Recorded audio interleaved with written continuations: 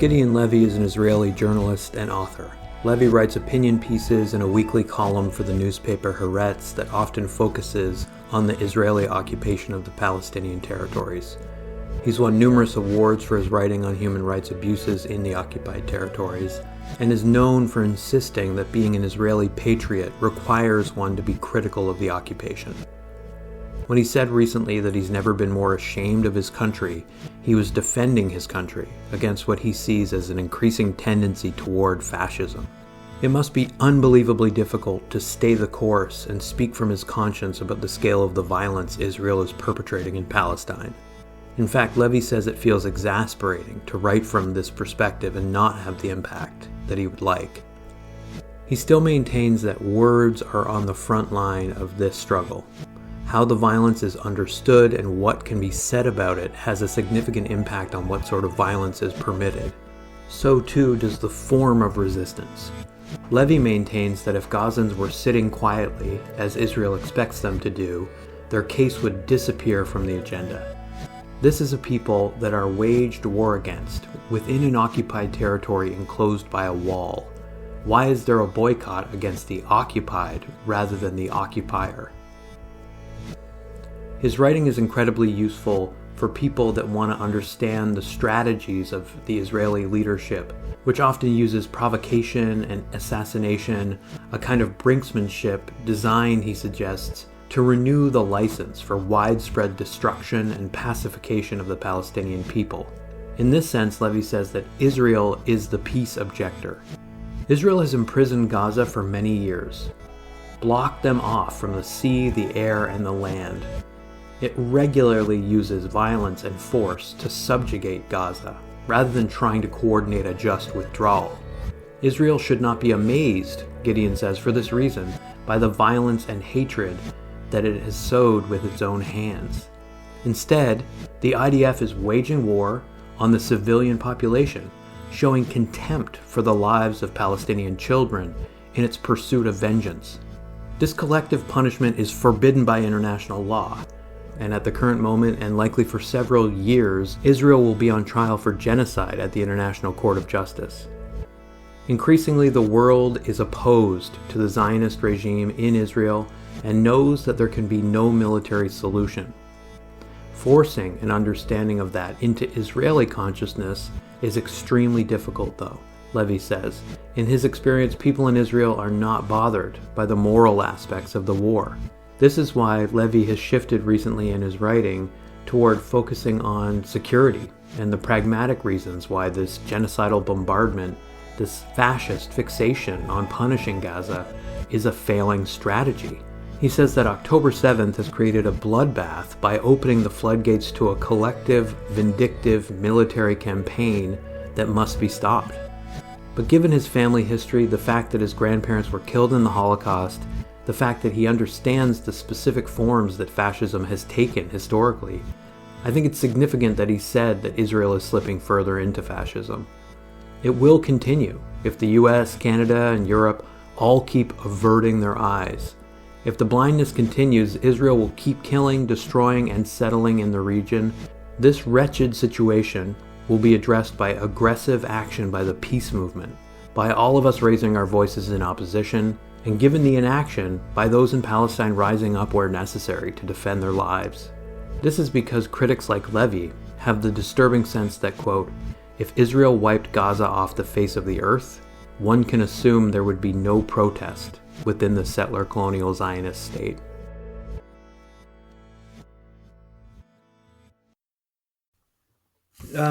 So I'm often struck with crises like this one by sort of the politics of visibility.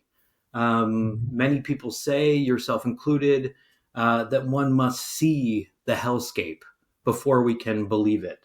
This is something that Rashid Khalidi said recently as well, that it has a transformative effect seeing it directly. And if you don't, then you have to decide on the basis of, I suppose, your affinity or your allegiance. As you've written, which dead children shock you more? And I wondered, just to kind of begin, As a journalist, what are your thoughts on the historical power that images have to alter reality or to keep it intact? And how could things be different politically if Israel, if certain images were allowed to penetrate Israel's consciousness? So first of all, let me tell you, all images are allowed.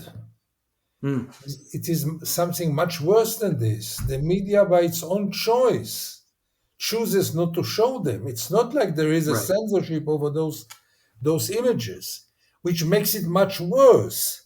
Because we were always laughing at the Russian Putin's Russian TV, which doesn't show reality in Ukraine in the war. But it's much better there because there is it's very clear it's a pressure from the government and they don't have much choice. In mm, Israel, you can show anything you want. right, I think for many, many years, not from this war, I think for many, many years, that if more Israelis would have been exposed to the atrocities of the occupation, to the life under occupation, to the human side of it, on a regular basis, I think political views would be totally different in Israel. Because I right, don't think that all the Israelis could live in peace with it. It is much stronger now in the war, which is the first war without any opposition, any resistance, any critic, nothing. mm, And all this thanks to the fact that the Israelis are not exposed to the images from Gaza. Almost nothing. They have mm, seen nothing. And this is crucial in historical terms and also in actual terms. I mhm. think this war maybe would have lasted less if all Israelis would have seen what we are doing. Yeah, and this is the potential power, right? The so-called transformative power to stop it, right? To this is sort of what I'm pointing to in terms of altering reality. Your writing has been really devoted for decades to trying to kind of expose this reality and its sort of many layers. But now you're sort of suggesting that there is, a turning point taking place where you have at least 22,000 people killed in the assault on Gaza since October 7th, 172 IDF soldiers killed, 100 No, Hezbollah many more fighters. soldiers. Sorry, there were over 500 soldiers killed, Oh, including okay. on the seventh. Okay. Right. This is of course needs to be part of the discussion, but it's we're in a situation where the destruction seems unending. You've written that like the horizon, this goal of attacking Hamas's infrastructure will keep getting further away. Um, so the question I think on a lot of people's minds is like, what kind of intervention could stop the momentum of the war machine now? Like, does it have to be external? Given how I guess the IDF is reportedly withdrawing ground forces at the United States' behest, how much is enough is one of the questions that your journalism has sort of tried to engage Right. with. It could have come from within if there would have been a meaningful opposition and protest against the war. Right. But this doesn't seem to happen, didn't happen until now, and will not happen. The demonstrations and protests stopped wars in Israel. Mm, Israel had retreated from Lebanon after 16 years of occupation, mainly because popular protest. But this hmm doesn't seem to be the case this time. So it will not be a domestic pressure. It will not be a decision by the politicians because they know that the majority of the people wants to go on. So it can be only an external mm, pressure, and the only meaningful external pressure is obviously the American one. right. America could have done so many things with Israel if only this unbelievable huge aid would have been conditioned. I don't even Exactly. ask to stop the aid, but the fact that it is always unconditioned hmm when The United States is in a position of asking Israel, suggesting Israel, when Israel knows that it can obey and it can also refuse.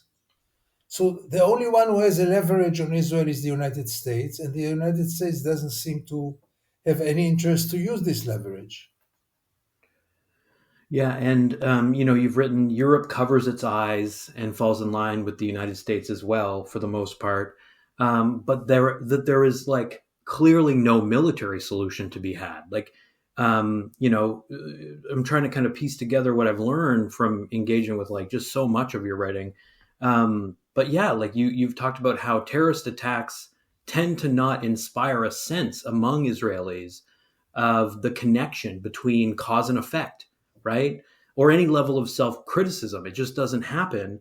And in recent writing, you kind of almost seemed resigned to the fact that the moral aspects of the war hardly bother anyone in Israel. And so you're focusing more on trying to motivate readers to kind of reassess the bombardment, the destruction in terms of the outcomes. Because, of course, like October 7th has kind of opened the floodgates of this kind of vengeful violence. And so you seem to be kind of pivoting to a different rhetorical tack. Why appeal now to Israel's self interest and concern over its image internationally as you kind of have recently?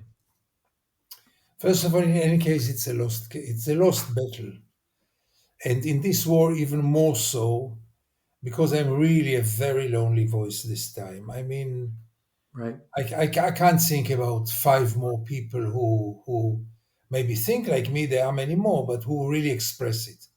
Right. I don't have five names. I don't have five names.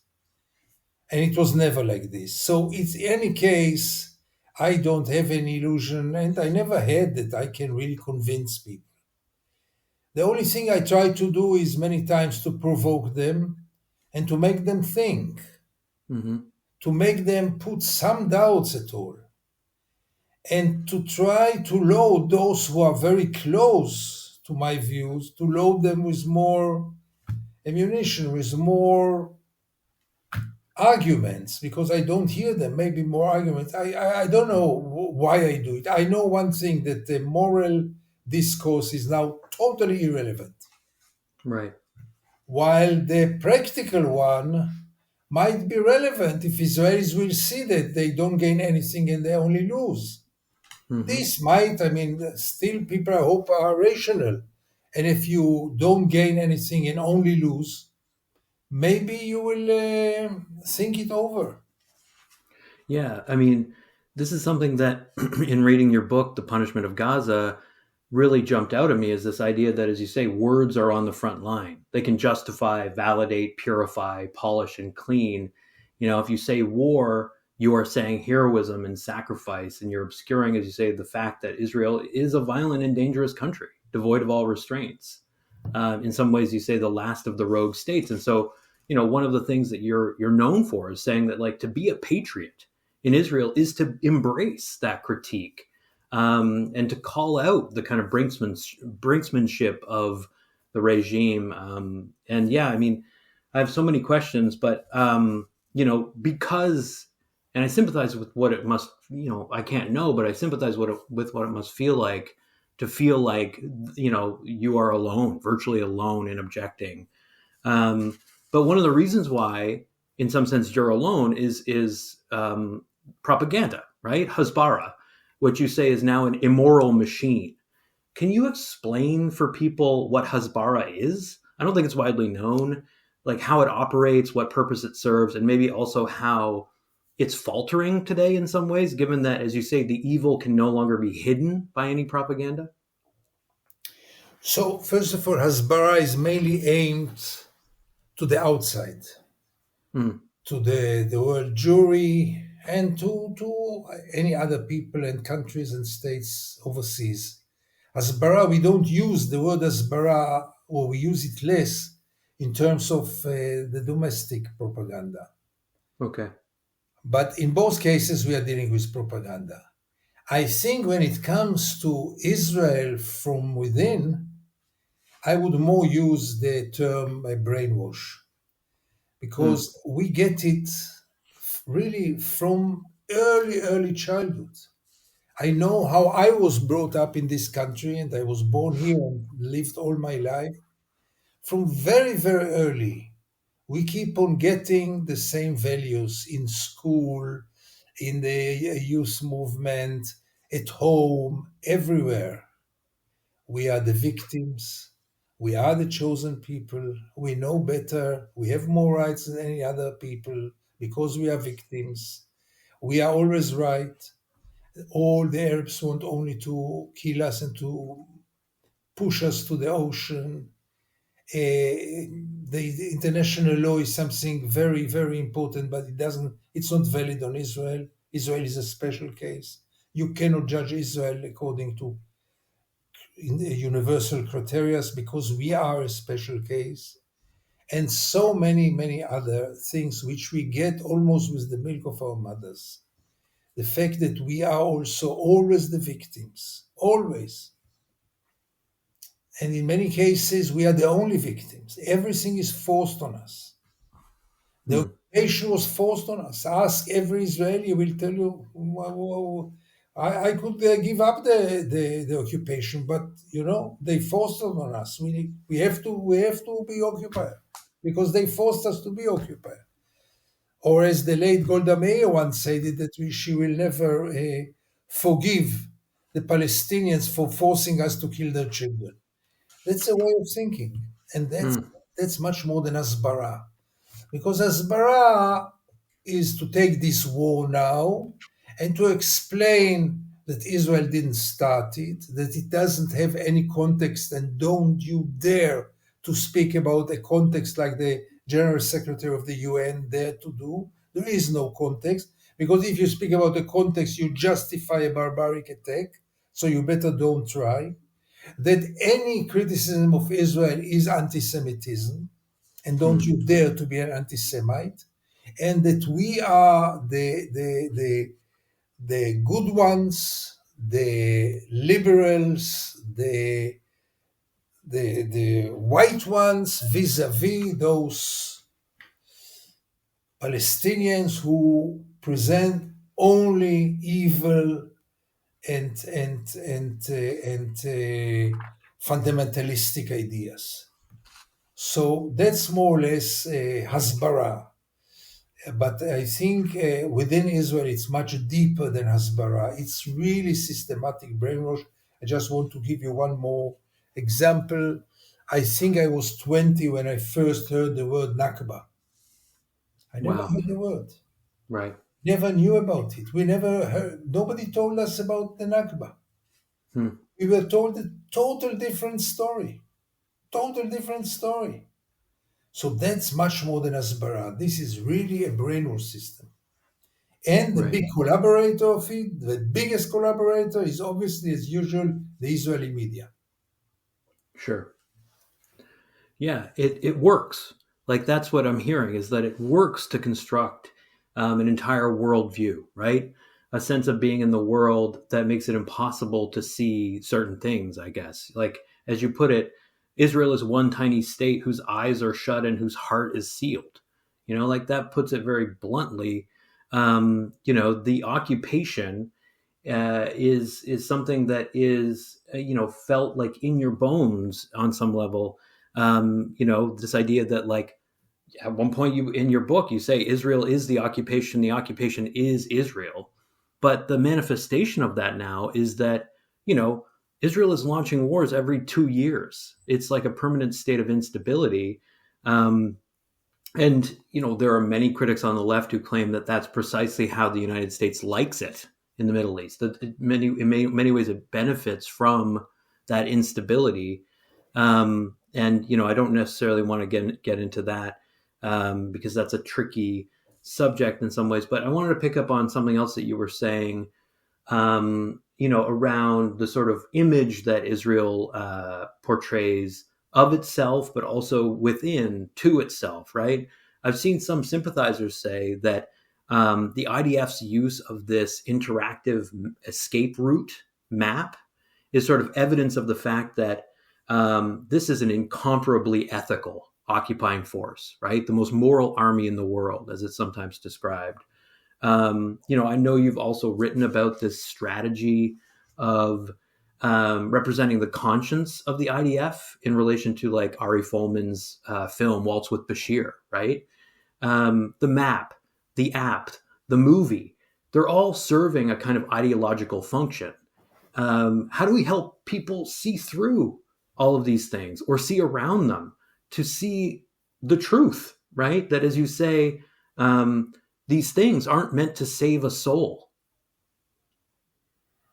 It's very hard to break those walls because those walls are protecting the Israelis. They're Right. really separation walls from reality and from truth, which enable them to live so good about themselves.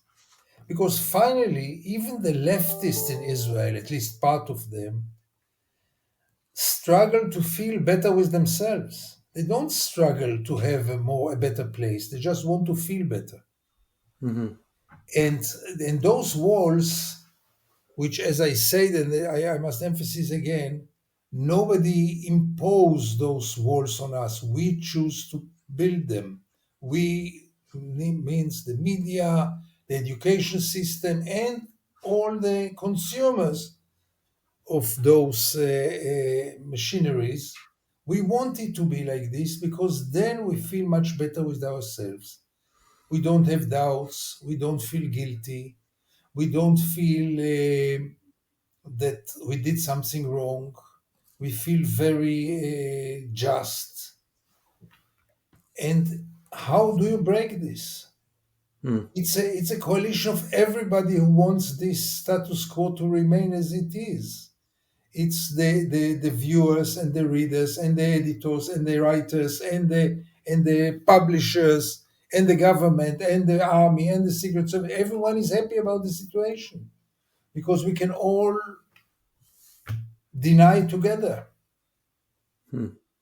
It also gives you some kind of unity, which is another important value in Israel, at least in its rhetorics and especially in war times. Mm-hmm. Unity is above all now. Yeah, even this is quite a fascist idea. Why should we be united? Why and always being united means going along the ideas of the right wingers. This what means being united in Israel. It's not going along the left. Right. It's going along the right wingers. This is unity. And Right. I think that no, nobody can really see it as a value. I don't want to be united with the right wingers at all, not by any price, not. And you've also written that, there is this kind of collapse of the left and the right into a form of fascism. Like, one definitely gets the sense, looking at a lot of your recent pieces, that you are convinced that Israel is more and more drifting toward fascism politically. And given your personal history and your knowledge of the specter of fascism in the collective imaginary of Israel, I can't imagine that you're using the term fascism lightly. Um, and I wonder, is that term, the use of that particular term in its specificity, mainly meant to like provoke? And are you trying to draw attention to the kind of fear of democracy in Israel, the racism, the violence? Because you have also said that it's a state pretending to be a democracy that's beset by militarism, lies, and repression. So, like, why fascism in particular as a descriptor here? First of all, I don't use it too much. I use it because it became almost a cliche. Everyone there was a time Mm, in which every expression was immediately a sign of fascism, and right. then what will you use when you get to real fascism? But Mm, the last years, the recent years, don't leave room not to use this term because interesting. somehow we got used to this normal phenomena of living in normal, abnormal reality.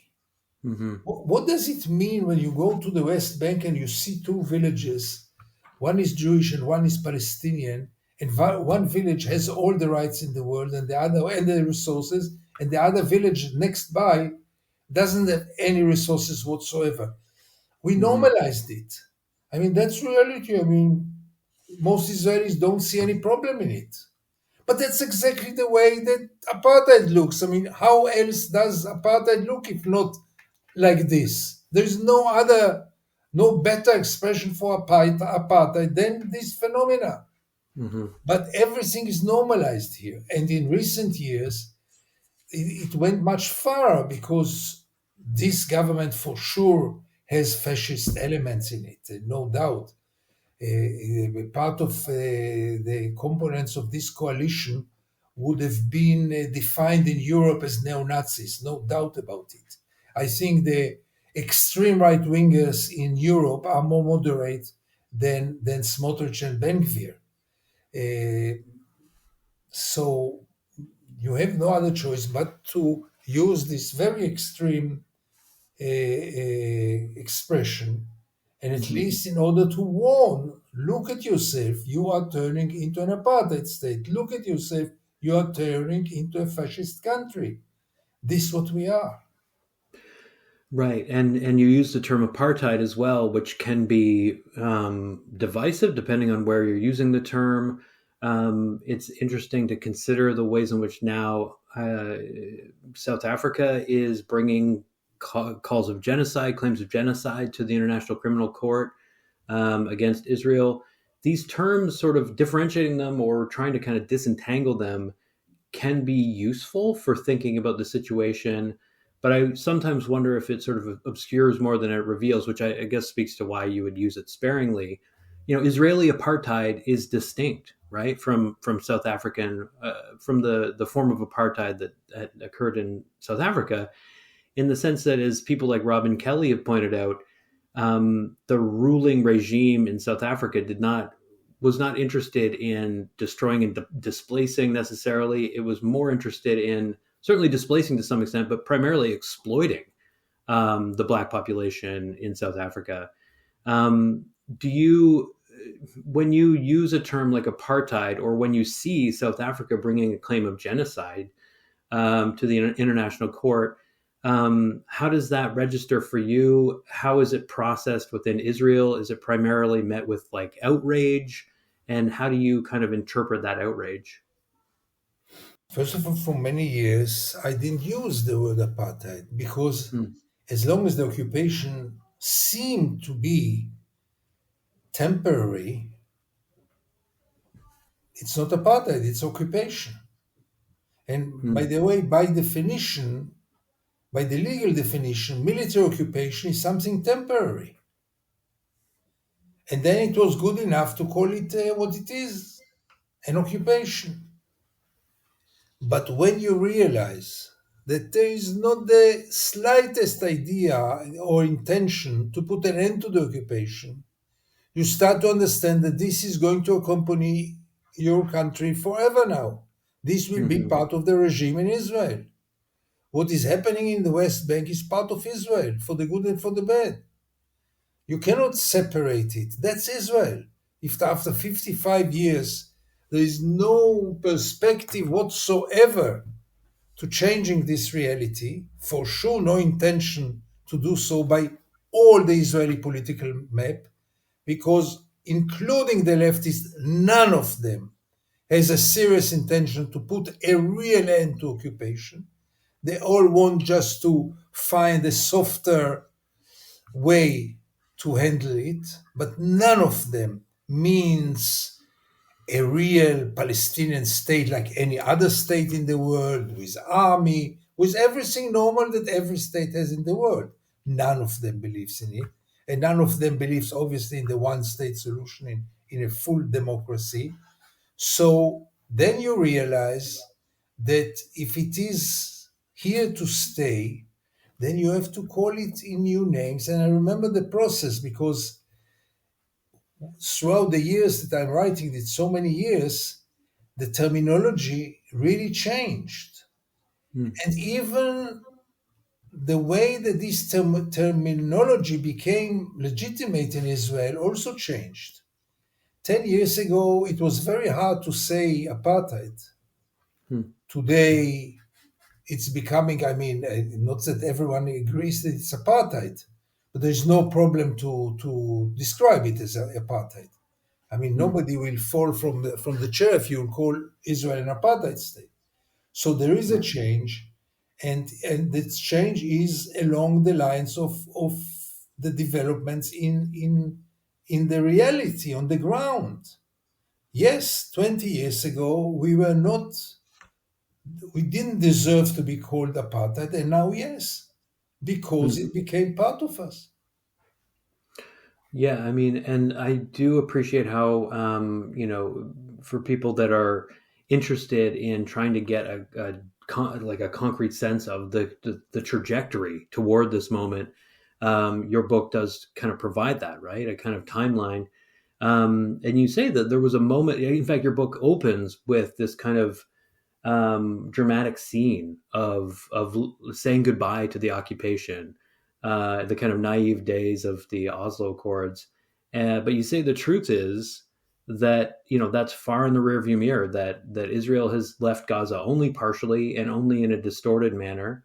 That there's really nothing that has changed in terms of the living conditions. It's just sort of realized that the occupation is maybe easier to manage remotely.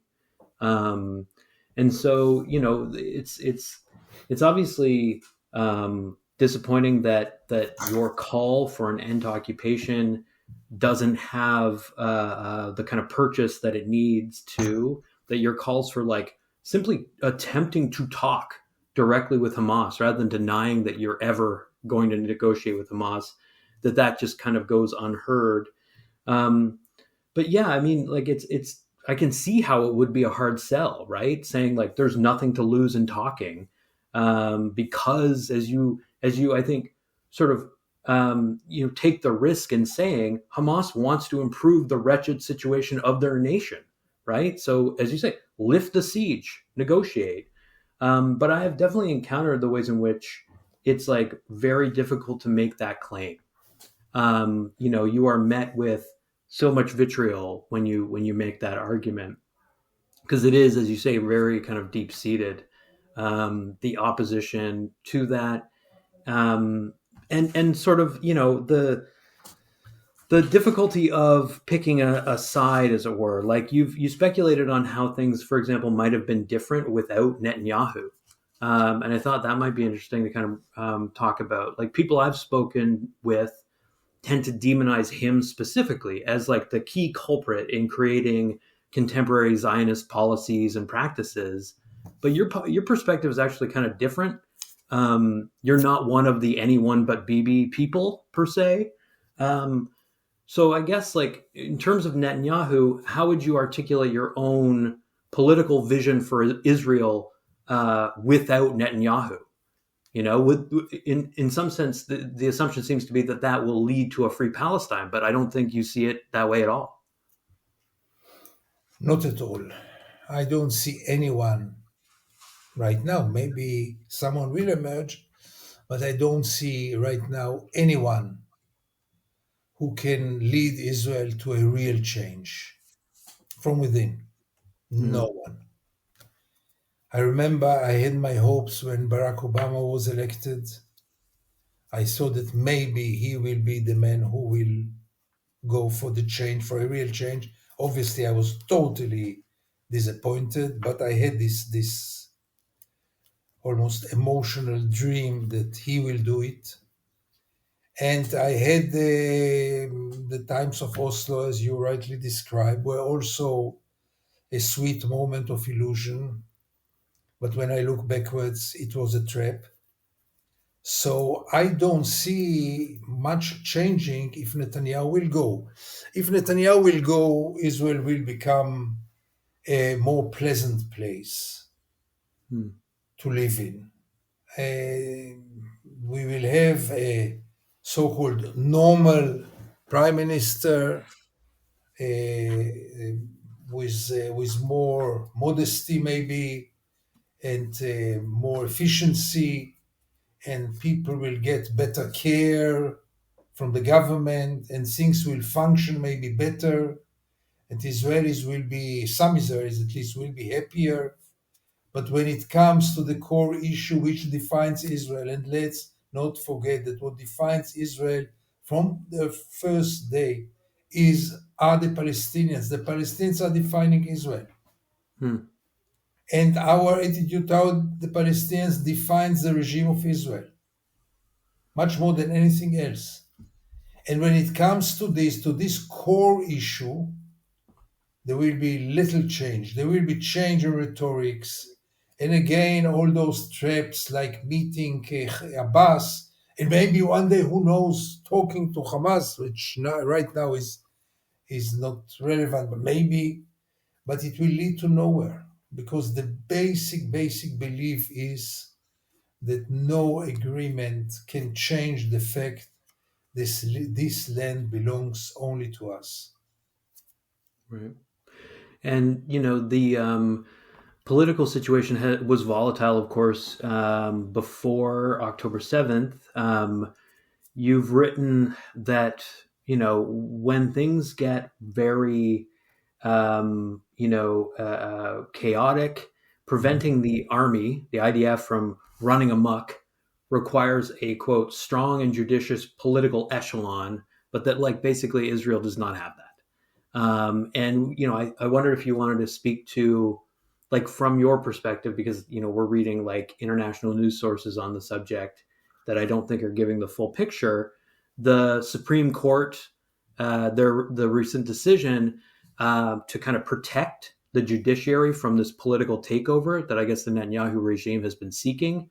Um, did you have anything to say about like whether you are heartened by that or whether that actually like isn't the whole story? Because I think like that's something people need a little bit more context on. There was this fear at a certain point, and within Israel as well, right? That political takeover was going to have very significant consequences, and there were massive protests. Was it the protests that actually, do you think, influenced the Supreme Court decision? And what does it say to you about the politics of Israel right now? Again, I couldn't agree. I couldn't join my friends even. Hmm. Because first of all, the Supreme Court is one of the collaborators with the occupation. And the Supreme Court had betrayed its mission and also its prestige, its fake prestige, in really being the gatekeeper. Hmm. It was a gatekeeper for many things, and the best example is really yesterday. But when it came to the occupation, the Supreme Court systematically supported the occupation, maintained the occupation, strengthened the occupation, and above all, legitimized and normalized the occupation. Right. So I cannot be shocked if this Supreme Court will be weaker. Yeah, it will be worse if the Supreme Court would have been weaker, Israel would have been a worse place. But by definition, it's hard for me to speak about Israel as a democracy. So therefore, cracks in this democracy, which is not a democracy, bother me less than an average Israeli who is sure, from the left, who is sure Hmm. that he is living in the only democracy in the Middle East, and then comes this Netanyahu and put cracks on this democracy, and he's scared because everything will be destroyed, but everything is destroyed. Hmm. Yeah, I mean, and this is the thing that you're obviously strenuously trying to communicate, right? That, to use the term, again and carefully, fascism is also for you, I think, about the legitimization of evil, right? And it's about what it does to the occupier, right? To the settler, to the perpetrator. Arundhati Roy has written recently that, quote, the occupation is breeding this monstrosity. It's doing violence to both perpetrators and victims. So that self-belief that you live in a democracy, that kind of delusion, is itself a kind of impact, right, of the occupation. As you've said, like, occupation is not just the domain of the government; it's about these multiple spheres of labor, very much including the media. Um, so if that's the case, we have to like really figure out that conundrum. Like, what are the psychological effects.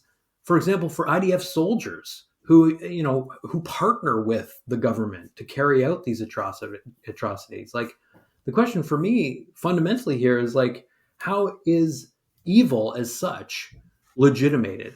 Right? Legitimated is the key question for me. And so, yeah, I mean, you're obviously using the term evil here as well, like very carefully. Um, what is it about the occupation that you feel is worth characterizing as evil, right?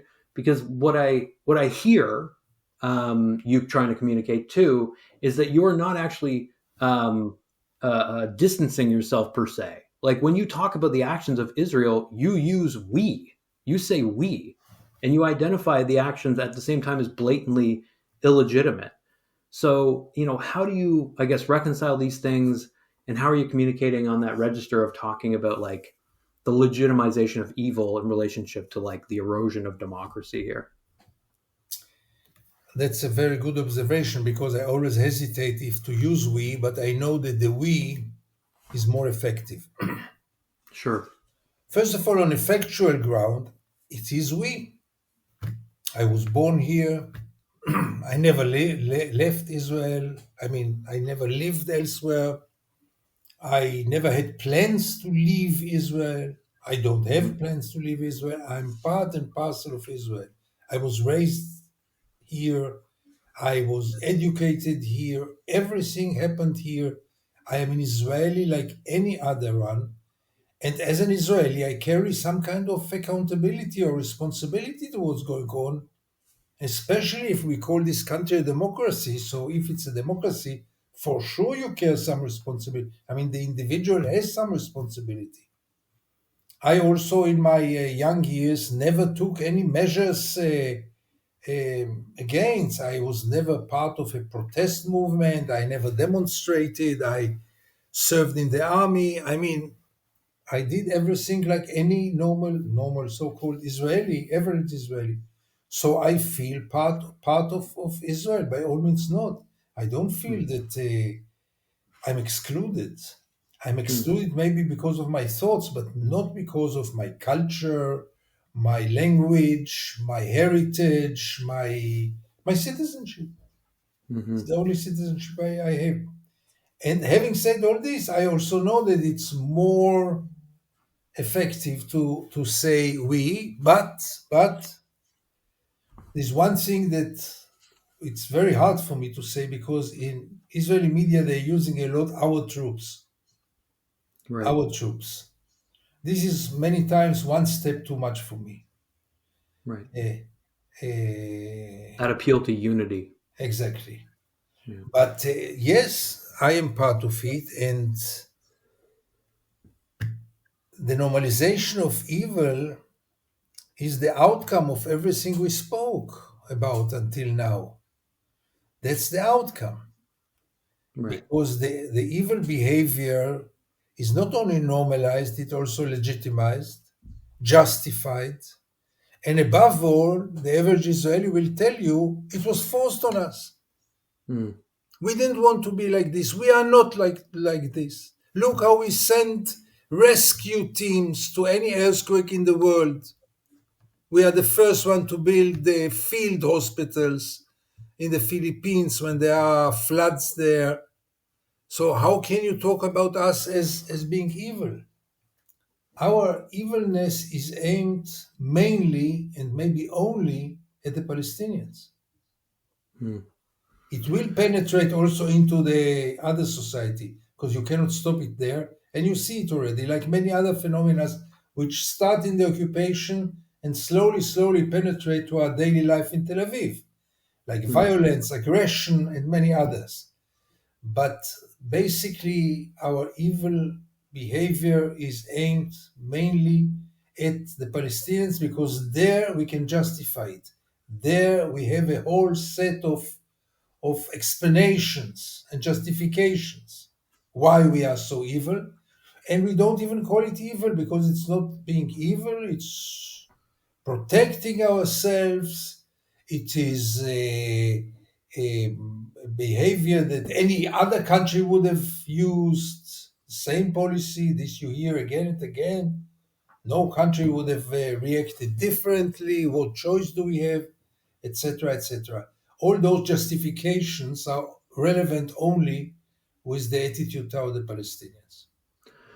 Right, and it's echoed by, amplified by, reinforced by other settler colonial states like the United States and Canada, where I am. This idea that Israel has a right to defend itself is repeated over and over and over again as a legitimate legitimization. And what I think is really impactful about what you're saying is that while it's difficult to determine who decided on all of this, to quote you, Israel is responsible for all that happens in Gaza.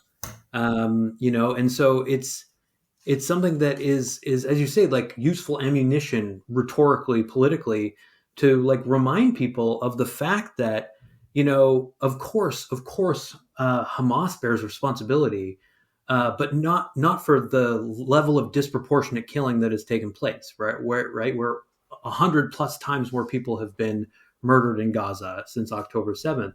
You describe Israel's leadership and its strategy of kind of provocation and assassination, a kind of brinksmanship that's designed, you're suggesting, to renew the license for widespread destruction. That I don't think is part of the narrative, that Israel, to use your term, is a peace objector. It's instead this idea that it's sort of forced upon Israel. But yeah, I mean, like, it's just like once you start weighing in that way, it's very difficult to have any sort of, it feels like it's very difficult to have a constructive conversation with people about the politics of responsibility there. Um, and so maybe the place where we can go is to stay in that kind of like affective realm. Like you often talk about the shame you feel, that accumulating, intensifying shame that you feel like in response to the massacres, the detentions, the pogroms committed by Israelis against Palestinians. Like, I wonder if you could reflect. It's a hard question to ask, and I apologize. Like, could you reflect on shame as a political force? Like, why you feel that moral compulsion to let it in, and why so many Israelis seem stubbornly attached to a certain shamelessness. A few weeks ago, I was in a conference in Istanbul, and on stage I said that I was never so ashamed of being Israeli like in this war. And somehow it leaked to the social media and then to Israeli TV, and they showed it here, this clip when I say this sentence, Mm-hmm. and became here. I never faced such a campaign. I mean, within hours, I got like 1,000 text messages and phone calls. Someone spread, I don't know how it works, but someone spread my phone number. Most of the people didn't even know who I am. Just Mm-hmm. called and cursed and left messages and cursed. It was only for 2 days, Friday, Saturday, a weekend, which I will never forget because I couldn't use my phone. I couldn't use it. I couldn't answer any phone call. It was one after the other, one after the other. Only because I say that I was ashamed to be an Israeli, especially in times of war, especially in Istanbul, which is obviously now the evil place for Israelis because Erdogan said some things about the war. There are two emotions which guide me. Let me add another one, and this is guilt feeling. I feel very guilty, that's the truth, toward the Palestinians. And I feel ashamed as an Israeli for what we do. But between the two, the guilt feeling is even stronger. I really feel guilty.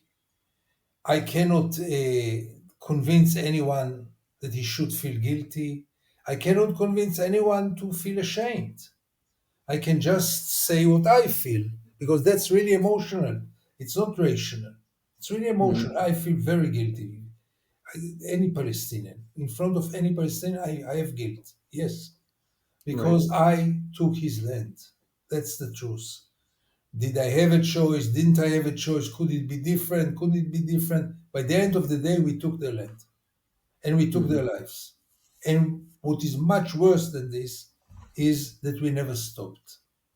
It's not only 48, it's the same guidelines ever since 48. didn't stop for a moment until this very moment in Gaza. Right. So that's my feeling. I never try to convince others to feel the same. I understand that when I say that I'm ashamed, people get shocked because you must be proud in your country. I mean, this Mm, goes without a saying. I mean, a patriot is proud of his country. If he is ashamed by his country, something is wrong with him. Same, by the way, if you say that you criticize Israel, or even if you say you hate some things in Israel. This doesn't make you less Israeli or even not less patriot. On the contrary, I'm not sure that someone who blindly supports everything that Israel does is a bigger patriot than someone who criticizes Israel and is ashamed in Israel. This shows how attached I am to this place. Because wouldn't I feel so Israeli, I wouldn't be ashamed. You know, I'm not ashamed for the massacre in Rwanda. I'm not ashamed because I'm not part of it. I don't feel guilt, obviously, but I'm also not ashamed. I'm very ashamed because I'm part of what's going on here. right. So, but those are things that you cannot deliver to almost any Israeli. Yeah, I can I can sense the struggle kind of in your voice around this, but also like the idea that your expression of shame would, create this backlash is interesting, right? Like that there'd be this violent response to you expressing shame because, yes, like patriotism is associated with this kind of blind pride. That's very telling. I think, right? It suggests that shame is dangerous in the context of a settler colonial regime that is shameless, that is shamelessly, weaponizing a certain kind of nationalism and unity. But I don't want to take too much more of your time. Thanks for making the time. The last question I had, really stems from something that you wrote. This really kind of somber, heartfelt, and clearly, very disturbed moment in one of your recent articles on, the aftermath of October 7th and the ongoing bombardment. Um, you say at the end of the article, we'll probably have to meet again in the next war. And there's just like this kind of level of maybe resignation there, the idea that we'll have to do some soul searching in the next war because clearly the culture doesn't allow for it right now. But at the same time that there's resignation, it sounds like there's a degree of hope. And it just reminded me of, Bob Dylan's anti-war ballad, God on Our Side, where, he concludes that song by saying, if God's on our side, he'll stop the next war. Um, what were you thinking when you wrote that line in that piece? It's a paraphrase of another great artist, the playwright Hanoch Levin, who is not very well known abroad, but he's not alive anymore, but he wrote the best Israeli plays and most of them satires. And he has a very famous song, You and Me and the Next War. There is a translation into English in it. You can find it. It's amazing. When we go to sleep, it's you and me and the next war. When we Mm, wake up in the morning, it's you and me and the next war. Really very powerful. So when I said the next war, I thought about Hanoch Levin and this feeling that we normalized even this. That's our mhm, life. Me and you and the next war. It's very clear. And we normalized it and we think it cannot be any different. mhm, Everyone is sure that we can do nothing about it. That's for sure. It's like earthquakes in Japan. Every 2, 3 years, there's an earthquake. So in Israel, every 2, 3 years, there is a war. People take so much responsibility that they really think that it's not in our hands at all. mhm, Nothing. I don't want to blame only Israel for this, yeah? But they go to the other extreme. We Israelis have no responsibility about it. Whatever we tried to do, it was always refused. We always wanted peace, but they don't want peace and they just want to destroy us. We tried everything, and while the fact is that we never tried even once, Mm. seriously, to put an end to it, seriously to change it. Never ever. So, this normalization of feeling, and you have it now, because we went to this war and all those declarations that we will crush Hamas, Gaza will be different, will change reality, they will be safer in the south, while all of us know that it's just another 2, 3 years for the next war, whatever the outcome will be, because it will never be followed by a political step. Never. By a political change, by a change in the way of thinking, by a real deep change. So we are remained with you and me in the next war. That's maybe also a nice ending. Yeah. And so, I just, yeah, I really appreciated that line, and just the kind of the power and clarity of your writing, and just, the courage it takes to be alone in some ways, in your critique of the regime. Thank you, really, so much for making the time today. Thank you, Scott. For me, it was a challenge because it was a highly interesting conversation, so different from most of the interviews. So thank you, and thank you also for your readings, because it almost embarrassed me how detailed you were about my writings.